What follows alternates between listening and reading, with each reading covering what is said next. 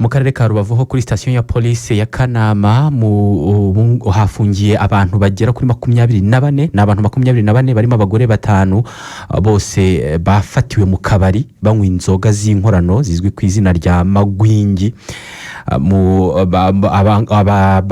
Aba bantu rero bakaba barafashwe banywa izo nzoga kuba zitemewe n'amategeko ndetse barenze no ku mabwiriza yo kwirinda COVID-19. Mu Gemangango Vincent niwe nyirako kabari gaherereye mu mudugudu wa Ndobogo ni mu kagari ka Gisa mu murenge wa Rugerero. We yemera ko yafashwe arimo apima inzoga, naho abafatiwe muri ako kabari biganjemo bavuga ko bari bavuye mu mirimo y'amaboko yo muri gahunda ya VUP, aho gutaha mu rugo mu ngo zabo bakajya bahitira aho ngaho mu tubari. Abandi bamwe muri bo inzoga yafatiwe mu mudugudu wa Ndogo kuko ariho ndi gucururiza.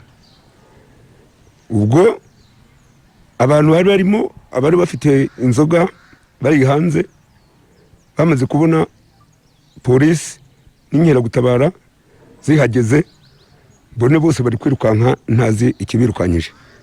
Nongeye kureba nsanga polisi ihagaze haruguru, nsanga n'inkera gutabara zihagaze haruguru. Nafatiwe mu ikosa kuko nari ndi gucuruza inzoga bitemewe. Nanjye nikira ko uyu musaza yari yampaye kuko ndera abana 5 b'imfubyi kugira ndebe ko nabona ikiro cy'ibirayi. Twafashwe turi ku murwarwa, nari pfuye mu kiraka ndeshwa kujya kureba abana, ahubwo bitira mu kabari. Nibyo ndi gusabira imbabazi kuba abana basigaye bonye nta mugabo mfite. Ndavuga ati reka mbanze nirira akanyama, ndagenda ndya akanyama. Ndavuga se hano mufite inzoga kuva ryari? Aravuga ngo n'uyu munsi ngo bazanye akayoga gakeya. Ndavuga rero mpereza inzoga some ndishe kano kanyama, ndayirya n'inzoga ndayinywa, maze umwanya abapolisi baraza baradufata. Abambwira buri muntu wese kuva corona igihari ko yakwirinda kujya mu kabari cyangwa kujya ahantu hegeranye n'abandi bantu. Ye nk'abandi gusaba imbabazi ntazabyongera. Aba ni bamwe mu bafatiwe muri ibyo bikorwa. Muri ako kabari kandi hafatiwe litiro 300 z'urwagwa. Umuvugizi wa polisi y'u Rwanda mu ntara y'Uburengerazuba CIP Karekezi Bonaventure yasabye abatuye aka karere ka Rubavu kwirinda kwishora mu bikorwa binyuranyije n'amabwiriza ya leta yashyizeho yo kwirinda icyorezo cya COVID-19. Icyo dusaba abanyuranya n'amabwiriza turongera kubisubiramo ko atari byo. Gucuruza akabare byarahagaze niko amabwiriza avuga. Restaurant ziremewe ariko nazo hakagenda hakubahirizwa ya ntambwe cyangwa se ya ntera ya metero hagati y'umuntu, ariko bategeranye. Binyuranye rero nuko abangaba babivuga. Bo bari mu kabare baje kunywa inzoga, bari batashe bavuye mu kazi kabo, banyura mu kabare baraterana. Nawe urabona uyu mubare ukungana, baterana ari 24 bafatwa bari muri icyo gikorwa. Ono umuvugizi wa polisi y'u Rwanda mu ntara y'Uburengerazuba. Abaturage bo mu kagari ka Burunga ni mu murenge wa Gihundwe mu karere ka Rusizi batubwiye ko bafungirwa amazi n'umuntu bakeka ko yaba bifitemo inyungu ze ku giti cye, hakaba nubwo bamara iminsi 2 cyangwa se 3 bataravoma. Ikigo cy'igihugu gishinzwe amazi, isuku n'isukura WASAC cyo cyavuze ko kigiye kubikurikirana ku buryo abaturage bongera kubona amazi mu gihe cyavuba kandi mu buryo buhoraho. Reka inkuru tuyibaze Ndicunguye Didier. Ahura guhera mu mudugudu wa Kanombe uko niho ahera afunga kumanuka agera epfo mu Kamabugere no mu Kamabuyubaze. Icyo kibazo kirahari. Ikibazo kiri mu midugudu 3 y'akagari ka Burunga. Bavuga ko iyo babonye amazi uyu munsi ejo bayabura, hakaba ubwo bashobora no kumara iminsi igera kuri 3 amatiyo yo mu ngo zabo nta mazi arimo, kandi n'ivomo rusange bitabazaga rimaze igihe ryarangiritse ku buryo ritagikoreshwa.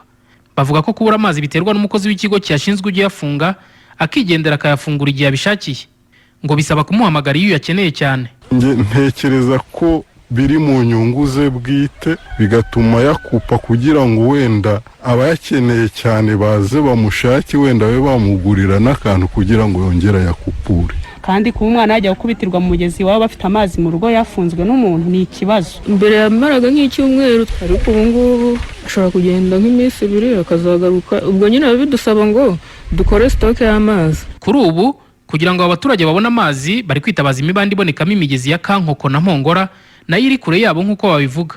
Abandi bakayagura ijerekani kuri 200 mu bindi bice, bakagira n'impungenge z'uko abavomerayo batubahiriza amabwiriza yo kwirinda icyorezo cya coronavirus bitewe n'umubyigano utahasiba. Ijerekani hari igihe iyo ushatse umuntu kuvomera hari igihe umuha 200 ku ijerekani. Ni menshi cyane ntabwo twayabura kandi twishyura nayo wasa. Kwirinda corona bisaba gukaraba kandi urumva no kujya iyo ngiyo duhurira turi abantu benshi kuvomera ku isoko. Ntiwamenya niba huye n'umuntu yifite kuyirinda nyine byatugora niba baza tukoza ijerekani. Hari isoko aho bita mu Kankoko ku buryo ndetse no gushyira intera ya metero imwe hagati y'umuntu n'undi nk'uko tubishishikarizwa usanga bitakiri gushoboka. Mwemerashyaka Jean Bosco uzwi ku izina rya Gitamisi usanzwe wari umukozi wa WASAC bivugwa ko ari bubafungira amazi ku nyungu ze bwite, abihakana yivuye inyuma.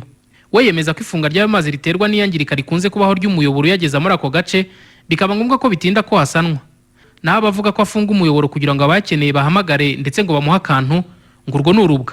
Hari n'igihe nyirizina no muri network nawe ubwacu tuba dufite pani ikomeye amazi nyine akabura mu gihe umuntu aba ataradepana. Hari n'igihe bavuga ngo mfunga amazi ngo kubaka ngo nkayaha ngo umuntu uri kubaka, urumva kondi wite yose ntabwo wafunga amazi mu itiyo umuntu uri kubaka, urumva byakunda kandi itiyo iriho abantu nk'igihumbi. Reka ntabwo ibyo ngibyo ntabwo ni ukubeshya n'urubwa bari kuntera. Kuba uyu mukozi yabafunga amazi kugira ngo abone uko asaba abaturage amafaranga ngo nubwo bigoye kubifata nk'ukuri kuko atarigera afatwa bikora, umuyobozi w'ikigo cy'igihugu gishinzwe isuku n'isukura WASAC ishami rya Rusizi Rugero Ramazani yavuze ko ku bufatanye n'izindi nzego bagiye gukurikirana iki kibazo mu maguru mashya ku buryo ndetse bahita bagezwaho amazi. Twakora ubugenzuzi turebe ko ibyo bavuga bifitanye isano n'ifungwa ry'amazi n'umukozi wacu, ariko akenshi amazi afungwa ari uko amatiyo yacitse yagize ikibazo. Igihe biramutse bibaye abaturage baduhamagara muri ako gace tukareba ikibazo gihari agikemura, n'abigizemo uruhare akaba yagira akababihanira. Tukabagira inama y'uko mu gihe babuze amazi